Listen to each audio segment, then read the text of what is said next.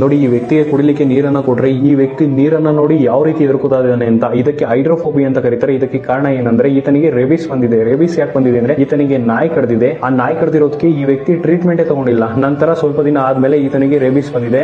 ಒಂದೇ ಒಂದು ಮಾತನ್ನ ನೆನ್ಪಿಟ್ಕೊಳ್ರಿ, ನಿಮ್ಗೆ ಏನಾದ್ರೂ ರೇಬಿಸ್ ಬಂತು ಅಂದ್ರೆ ಈ ಜಗತ್ತಿನ ಯಾವುದೇ ಶಕ್ತಿ ನಿಮ್ಮನ್ನ ಬಚಾವ್ ಮಾಡ್ಲಿಕ್ಕೆ ಆಗೋದಿಲ್ಲ. 100% ನಿಮ್ಮ ಸಾವು 100%, ನಿಮ್ಮ ಸಾವು 1000%. ಇದು ನಾನು ಹೇಳ್ತಾ ಇರುವಂತ ಮಾತಲ್ಲ, ವಿಶ್ವಸಂಸ್ಥೆ, ವಿಶ್ವ ಆರೋಗ್ಯ ಸಂಸ್ಥೆ, ವರ್ಲ್ಡ್ ಹೆಲ್ತ್ ಆರ್ಗನೈಸೇಷನ್ ಹೇಳ್ತಾ ಇರುವಂತ ಮಾತು. ನಿಮ್ಗೆ ಒಂದು ಸಲ ರೇಬಿಸ್ ಬಂತು ಅಂದ್ರೆ ನಿಮ್ಮ ಸಾವು ಖಚಿತ ಖಚಿತ ಖಚಿತ.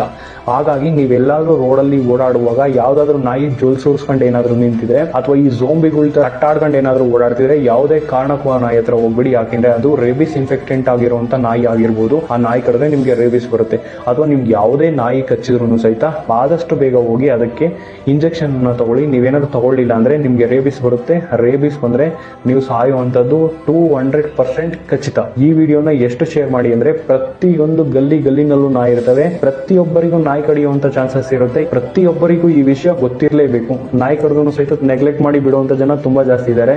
ನೀವು ಈ ಒಂದು ವಿಡಿಯೋನ ಶೇರ್ ಮಾಡುವಂತದ್ರಿಂದ ನಿಮ್ಗೆ ಯಾವುದೇ ಲಾಸ್ ಇಲ್ಲ. ಆದ್ರೆ ನೀವು ಶೇರ್ ಮಾಡುವಂತ ಈ ಒಂದೇ ಒಂದು ವಿಡಿಯೋ ಎಷ್ಟೋ ಜನರ ಪ್ರಾಣವನ್ನು ಉಳಿಸಬಹುದು. ಇಂಥದ ಇನ್ಫಾರ್ಮೇಟಿವ್ ಕಂಟೆಂಟ್ಗೋಸ್ಕರ ನನ್ನ ಪೇಜ್ ಅನ್ನು ಫಾಲೋ ಮಾಡಿ. ಅಲ್ಲಿವರೆಗೆ ನಮಸ್ಕಾರ, ಜೈ ಹಿಂದ್.